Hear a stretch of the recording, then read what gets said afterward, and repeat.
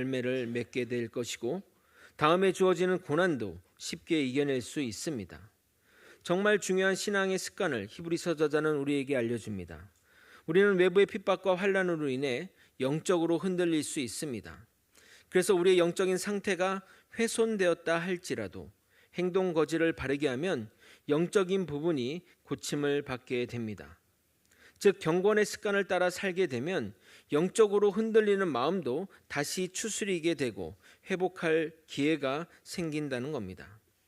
그러므로 우리는 믿음의 거룩한 습관을 만들어야 됩니다.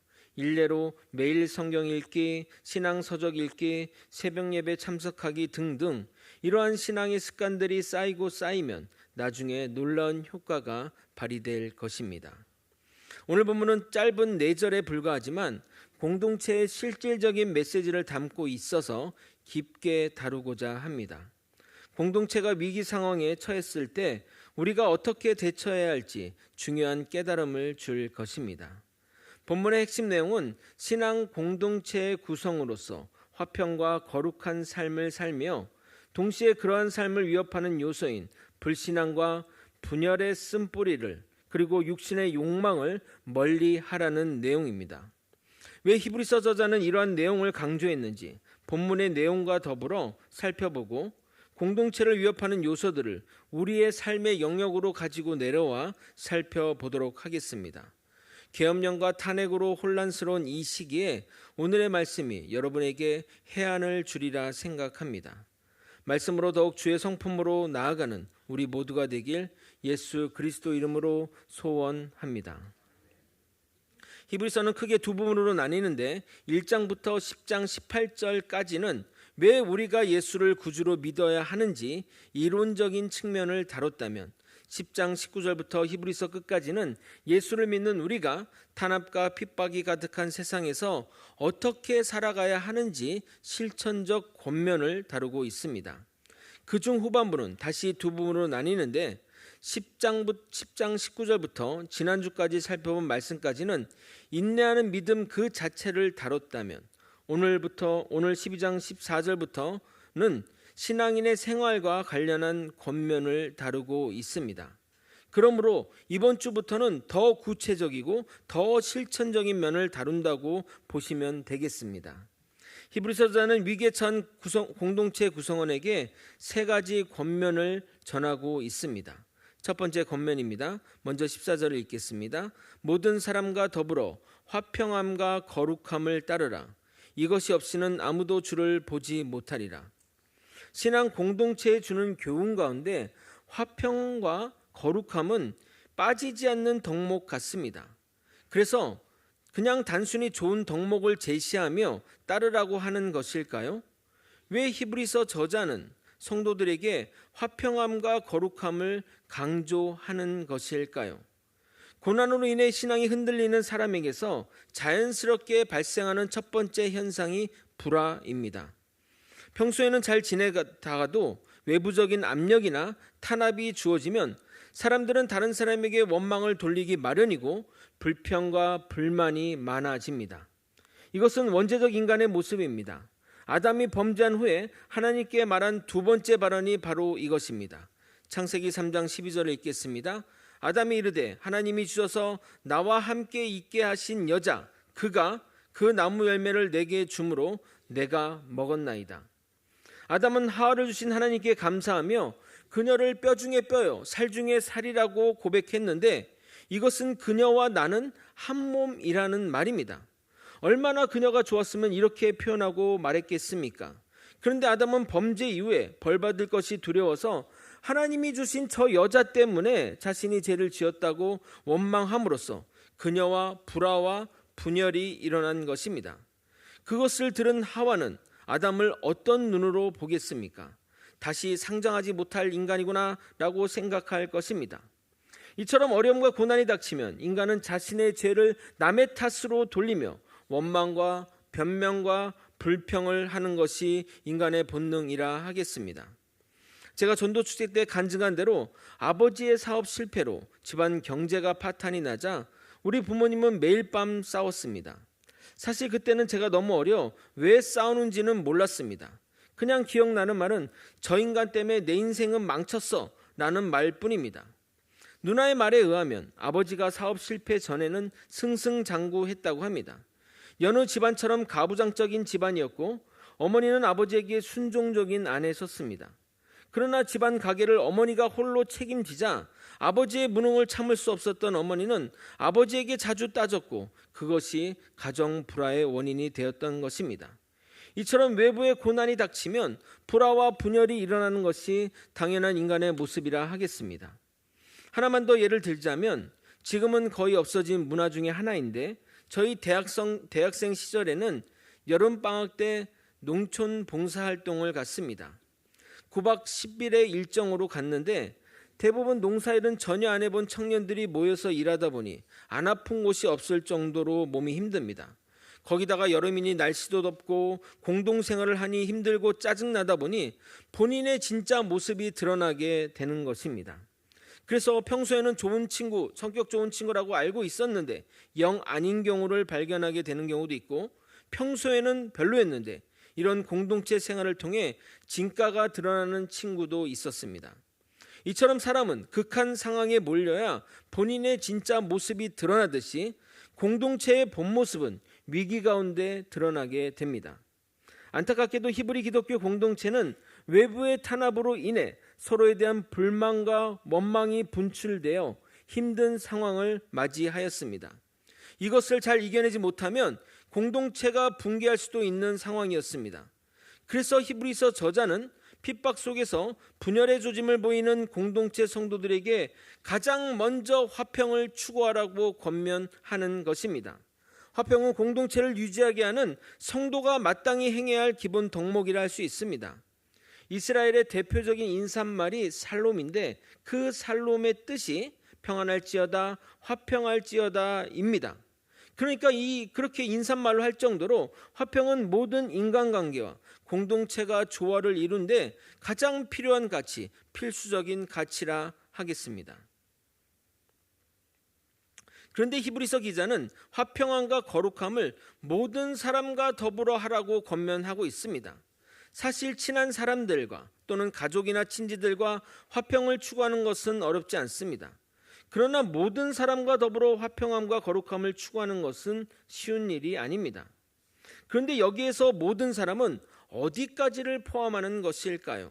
신자들을 포함해야 한다는 견해와 불신자도 포함해야 한다는 의견이 서로 팽팽하게 맞서나 그 당시 기독교는 세상을 향해 나아갔기 때문에 유대인 공동체뿐만 아니라 이방 그리스도인, 이방 민족 모두를 포함해야 맞습니다.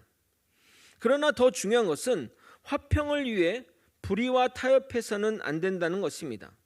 어떠한 경우가 되었든 불의에 대해서는 단호히 거부해야 하고 비진리를 외치는 자에게는 진리로 맞서야 합니다.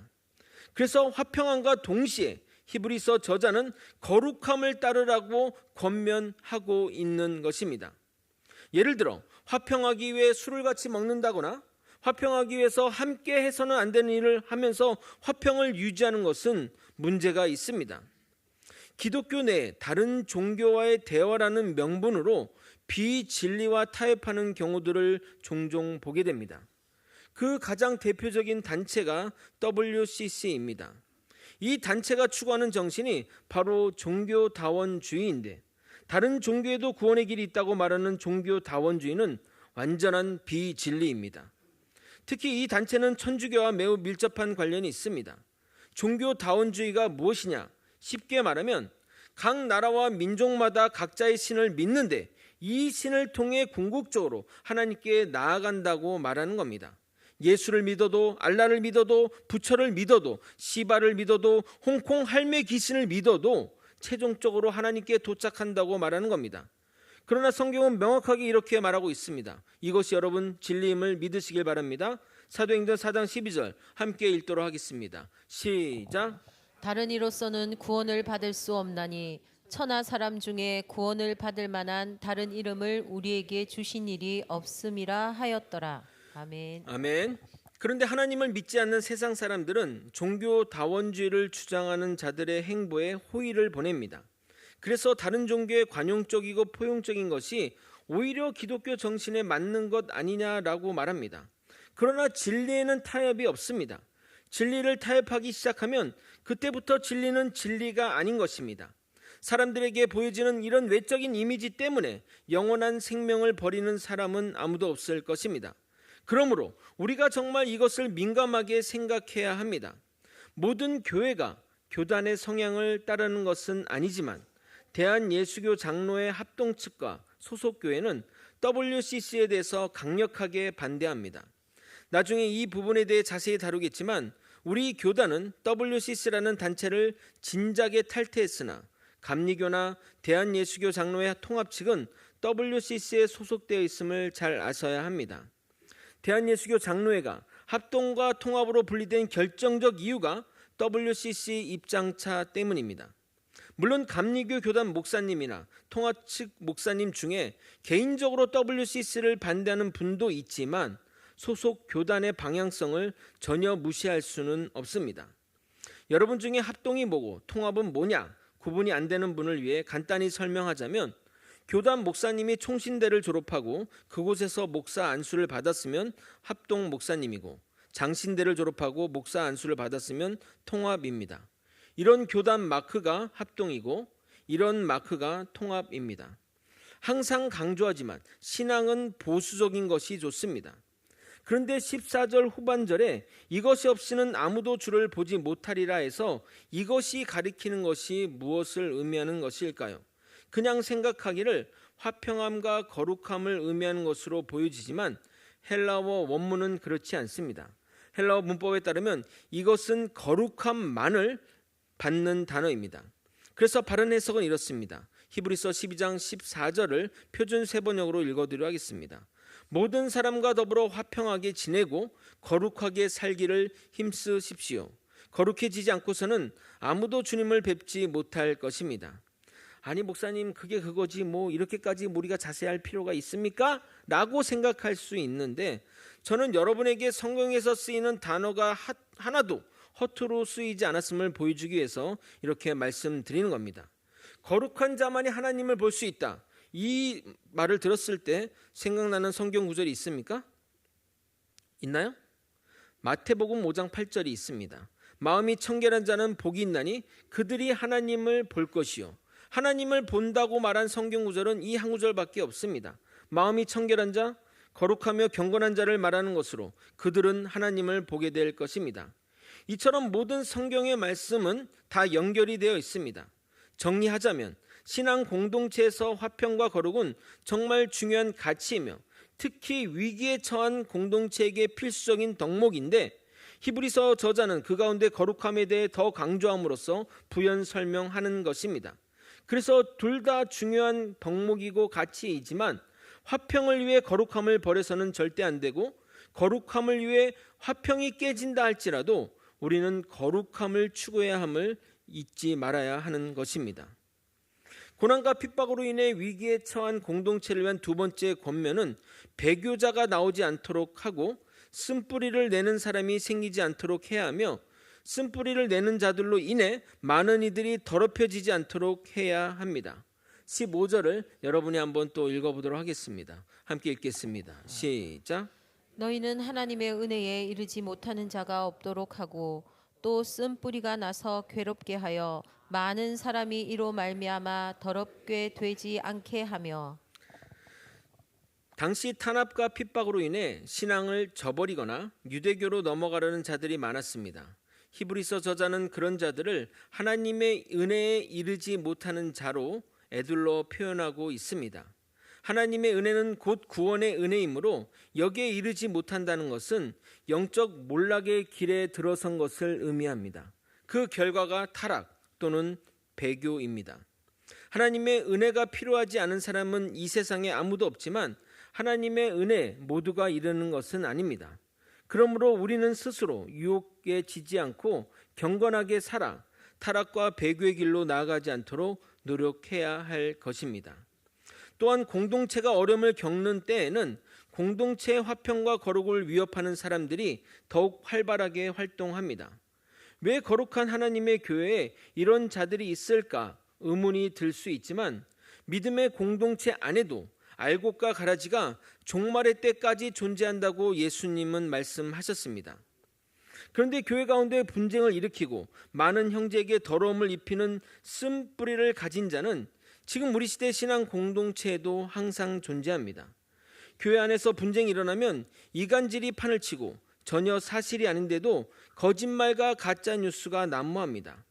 양쪽을 한 자리에 데려다 놓고 대질 신문을 할 수 있는 것이 아니게 많은 이들은 자신이들은 편협한 지식을 진짜라 믿으며 교회를 떠나거나 신앙을 저버린 일이 생기게 됩니다.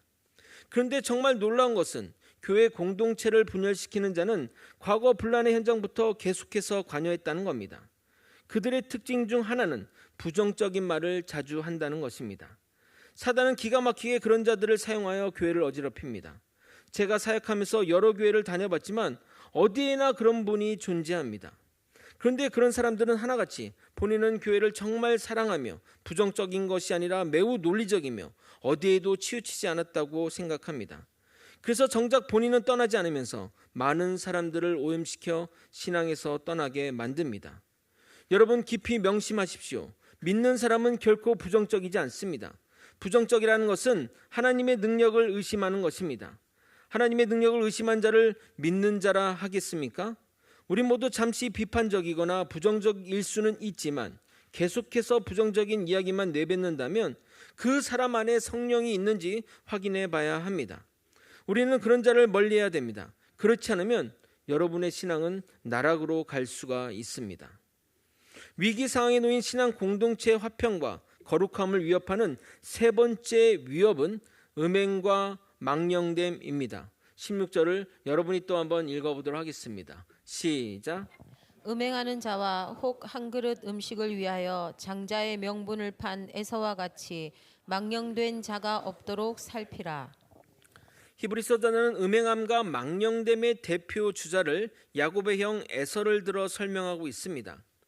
그런데 히브리서 저자는 많고 많은 인물 중 에서를 선택한 것일까요? 그는 한 그릇의 식물을 위해 장자의 명분을 판 자이기 때문입니다. 순간의 것, 사라질 것을 위해 영혼을 버린 대표적인 인물이기에 그가 선택된 것입니다. 여기서 음행하는 자를 별도로 생각하고 망령된 자만 에서와 연결해야 한다는 의견이 있으나 정확하게 둘 다 에서를 표현하는 설명입니다. 먼저 에서는 음행한 자였습니다. 음행하다는 헬라어 포르노스는 부적절한 관계, 창녀와 남창과 같은 자들과의 성관계, 사회적 도덕적 규례에 어긋난 관계를 말합니다. 내려오는 전설에 따르면 에서는 남성미가 넘치고 성욕이 넘쳐 흘러 일부러 이방 여인과 결혼했다고 합니다. 하나님의 말씀을 따르는 자신의 동족보다 이방 여인의 성윤리가 더 개방적이고 더 음란했기 때문입니다. 그래서 그의 부모의 마음에 근심이 되었던 것입니다. 창세기 26장 34절 35절을 읽어도록 하겠습니다. 에서가 40세에 헷족 속 부에리의 딸 유딕과 헷족 속 엘론의 딸 바스맛을 아내로 맞이하였더니 그들이 이삭과 리브가의 마음에 근심이 되었더라. 여기서 에서가 40세에 첫 결혼을 했다는 말이 아니라 결혼은 그 전에 했지만 40세에 들어 이방 여인을 아내로 맞아들였다는 것입니다. 그런데 단순히 에서가 이방 여인과 결혼했기에 그의 부모가 그의 결혼을 싫어하는 것일까요? 기생 라합도 보아스의 아내가 된 룻도 다 이방 여인입니다. 이방 여인 자체가 문제가 아닙니다. 당시 가나안 족속은 문란한 성관계로 유명했기에 그의 어머니 리브가가 그들과의 결혼을 싫어한 것입니다. 리브가의 말입니다. 창세기 27장 46절. 리브가가 이삭에게 이르되 내가 햇사람 딸들로 말미암아 내 삶이 싫어졌거늘 야곱이 만일 이 땅의 딸들 곧 그들과 같은 햇사람의 딸들 중에서 아내를 맞이하면 내 삶이 내게 무슨 재미가 있으리까? 여러분 예를 들어 여러분이 외국인 며느리를 받아들였는데 시부모를 만나는 자리에 미니스커트를 입고 오거나 식사 후 담배를 피운다거나 거침없이 스킨십을 한다면 또는 이혼을 여러 번 하고 자녀들도 있다면 어떻게 하시겠습니까? 물론 그녀의 날에서는 그것이 전혀 문제가 될 것이 없지만 말입니다. 리브가 기준으로 에서가 맞이한 아내들이 그러했다는 것입니다. 에서는 또한 망령된 자의 대표 주자입니다. 망령에 해당하는 베벨로스는 세속적인, 사악한, 불신앙의 라는 뜻을 가진 단어입니다. 에서는 이삭의 장자였음에도 불구하고 배고프다는 이유로 한 그릇 식물과 장자의 명분을 바꾸는 어리석고 무책임한 자였습니다.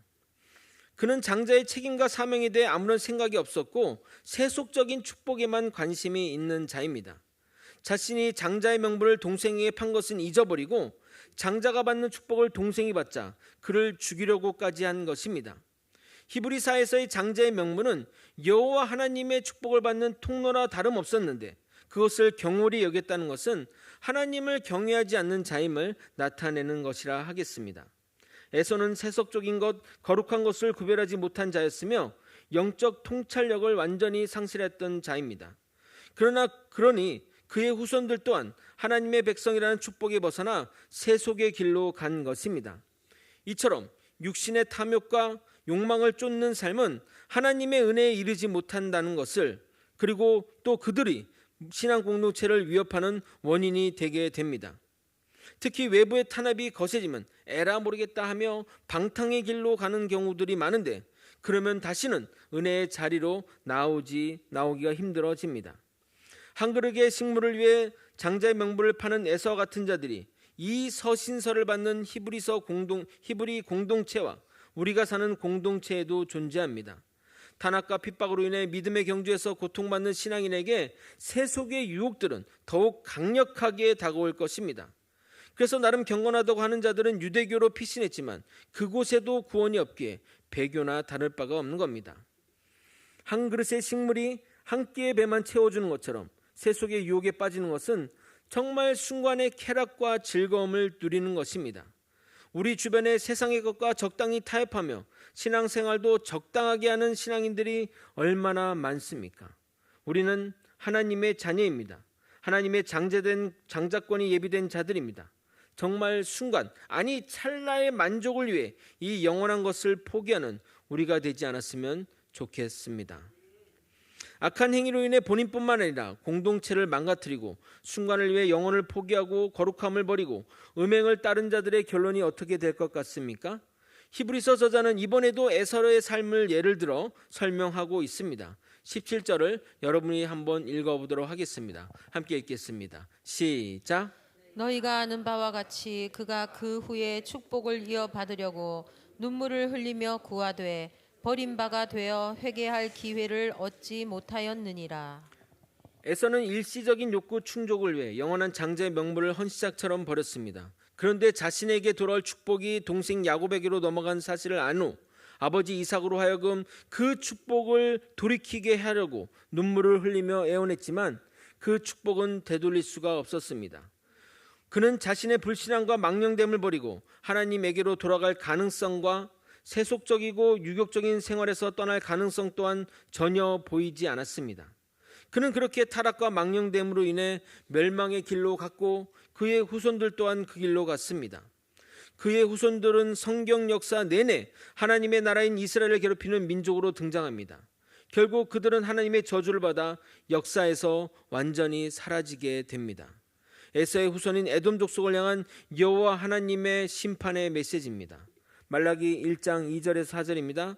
여호와께서 이르시되 내가 너희를 사랑하였노라 하나 너희는 이르기를 주께서 어떻게 우리를 사랑하셨나이까 하는도다.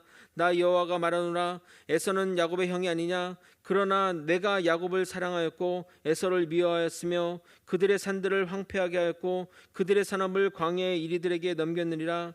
에돔은 말하기를 우리는 무너뜨림이 당했으나 황폐한 곳을 다시 쌓으리라 하거니와 나 만군의 여호와는 이르노라. 그들은 쌓을지라도 나는 헐리라. 사람들이 그들을 일컬어 악한 지역이라 할 것이요 여호와 하나님의 영원한 진노를 받은 백성이라 할 것이며 그들은 하나님과 상관없이 살았으며 계속해서 이스라엘을 괴롭혔으며 결국 영원한 진노를 받아 멸망의 족속이 되었던 것입니다.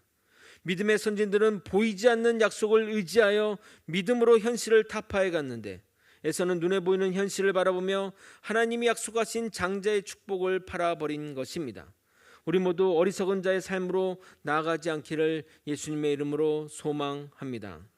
말씀을 정리하겠습니다. 고난 중에 있는 성도들에게 히브리 저자는 화평함과 거룩함을 강조합니다. 고난 중에 가장 위협받는 것이 내부의 분열입니다. 그래서 모든 사람과 화평함을 유지하되 거룩함을 최우선으로 지키라고 강조합니다. 거룩함을 지키지 못하면 구원에 이르지 못하기 때문입니다. 당시 성도들은 타락과 배교로 하나님의 은혜에 이르지 못한 자들이 많았습니다. 우리는 주님이 주신 은혜의 자리를 절대 버려서는 안 될 것입니다. 또한 우리에게 악한 영향력을 미치는 사람을 멀리해야 됩니다. 그렇지 않으면 우리의 신앙이 사라지게 될 것입니다. 우리는 또한 음행과 세속적인 망령됨을 버려야 합니다. 이것들을 버리지 않으면 우리는 결코 은혜의 자리로 나아가지 못하고 되돌릴 수 없는 길로 나아가게 됩니다. 여러분 안에 거룩함을 망가뜨리고 하나님의 영광을 가리는 것이 있다면 모두 제하여 버리고 주님이 예배하신 영광스러운 축복을 바라보며 살아가는 저와 여러분이 되시길 예수 그리스도 이름으로 축원드립니다. 아멘. 함께 찬양하고 기도의 자리로 나가도록 하겠습니다.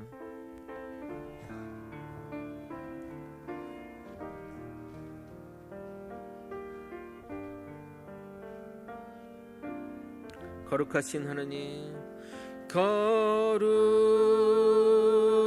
거룩하신 하나님, 주께 감사드리세. 날 위해 이 땅에 오신 독생자,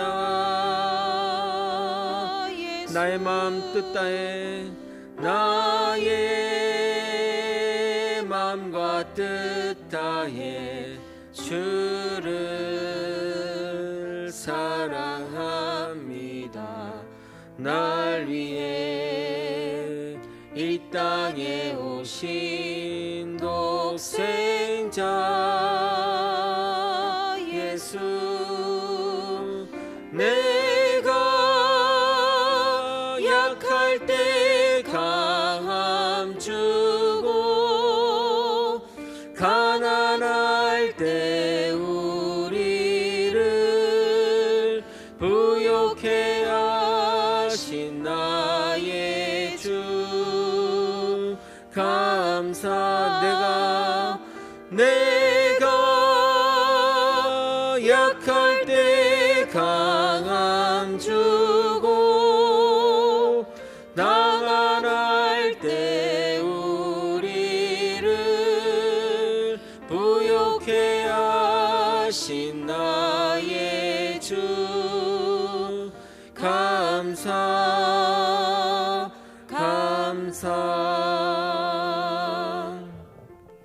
우리는 모두 언제나 위기 상황에 처할 수 있습니다. 개인의 영역이나 신앙의 영역이나 그리고 국가의 영역에서도 말입니다. 그 모든 분야에서 대처 방향은 오늘 우리가 들은 말씀과 동일합니다. 화평을 유지하며 거룩함을 또는 진리를 지켜야 합니다. 그리고 은혜에서 미끄러지지 않도록 해야 하며 부정적인 분위기에 휩싸일 필요가 없습니다. 음행함과 망령되이 행하지 않으면 우리는 반드시 일어나게 될 것입니다. 여러분도 우리 교회 공동체도 그리고 대한민국도 말입니다. 다시 일어서는 대한민국 거제 소망교회 성도분 여러분이 되기를 소망합니다. 아래와 같은 기도 제목으로 기도하겠습니다. 모든 사람과 더불어 화평을 이루며 거룩함을 통해 하나님 만나는 삶을 살아가게 하여 주시옵소서. 순간의 유혹과 세속적인 욕망을 경계하고 영원한 하나님의 축복을 소중히 여기는 신앙인이 되게 하여 주시옵소서. 신앙 공동체 안에 쓴뿌리와 분열의 요소가 생기지 않도록 지켜주시고 서로를 격려하며 화목하는 공동체가 되게 하여 주시옵소서. 다 함께 이러한 기도 제목으로 주님의 이름 부르짖고 통성으로 기도하시겠습니다. 주여, 하나님 아버지, 우리의 신앙생활 가운데 또 아버지 우리 교회 생활 가운데 아버지 우리의 그 위기 상황들 가운데 우리를 위협하는 아버지 불평과 불만과 분열의 영들을 아버지 물리치게 도와주시고 주님의 뜻을 따라 화평과 거룩함으로 나아가는 아버지 우리가 되게 도와주옵소서. 아버지 세상의 유혹 가운데 음행함에 짓지 않게 도와주시고 세속적인 망령된 삶을 살지 않으며 오직 주의 나라와 영광을 위해 살아가게 도와주시옵소서. 아버지여, 세상 나라에는 희망이 없습니다. 서로 죽이고 죽이려고 하는 그런 세상 가운데 우리가 어찌 아버지 세상에 희망을 둘 수 있겠습니까? 아버지, 주의 가치, 주님의 소중한 가치인 화평과 거룩함을 우리가 유지하며 아버지 세상 나라보다 하나님의 나라를 기리며 살아가는 아버지 우리가 되게 도와주시옵소서. 아버지여, 정말 우리 대한민국을 지켜주시옵소서. 분열과 불행으로 나아가지 않게 도와주시고 서로 양보하고 화합하여 하나님의 뜻을 아버지 마음에 받아들이며 살아가는 우리 대한민국이 되게 도와주시옵소서. 더 이상 분열의 영으로 아버지 우리 대목이 쪼개지지 않게 도와주시고 오직 주의 영광과 하나님의 나라와 그 가치들을 생각하며 살아가는 아버지 우리가 되게 도와주시옵소서. 지켜주시옵소서. 인도하여 주옵소서. 보호하여 주시옵소서. 하나님이 자정하셔서 이 모든 것들을 해결하여 주시옵소서. 오직 주의 영광과 주의 나라를 기대합니다. 하나님 붙들어 주시고 인도하여 주시옵소서. 사랑이 많으신 하나님 아버지, 우리 가운데 위기 상황 가운데 우리가 지켜야 할 가치는 화평함과 거룩함입니다. 진리를 지키며 하나님의 아름다운 것들을 실천해 나가며 세속의 유혹 가운데 음행함과 망령됨에 치우치지 않도록 이끌어 주시옵소서. 아버지, 또한 그 공동체 안에 쓴뿌리를 내는 자들을 아버지 지켜주시고 그들로부터 우리가 더욱더 악한 영향력을 받지 않도록 주님 도와주시옵소서. 아버지, 정말 대한민국을 지켜주시고 이 어려운 시기들을 잘 이겨낼 수 있도록 도와주시옵소서. 서로가 죽고 죽이는 관계가 아니라 서로 양보하고 힘을 내서 정말 대한민국을 생각하고 대한민국 국민을 생각하며 살아가는 정치인이 되게 도와주시옵소서. 아버지, 우리 교회가 기도하기 원합니다. 방관하며 아버지 수수방관하며 욕하고 그런 자리에 나서지 않고 하나님의 인도하심 받아 이 모든 일들이 해결되기를 간절히 기도하는 대한민국 국민들이, 대한민국 크리스찬들이 될 수 있도록 역사하여 주시옵소서. 이 모든 것 주의 인도하심을 기대하며 예수 그리스도 이름으로 기도드리옵나이다. 아멘. 지금은 우리 구주 예수 그리스도의 은혜와 우리 하나님 아버지의 크신 사랑과 성령 하나님의 감동감화 교통 역사하시는 귀한 은총이 화평과 거룩을 추구하며 순간을 위해 영혼을 포기하지 않는 믿음의 성도님 머리 위에, 그 가정 위에, 거제 소망교회 위에, 그리고 대한민국 위에 이제로부터 영원히 함께 있을지어다. 아멘.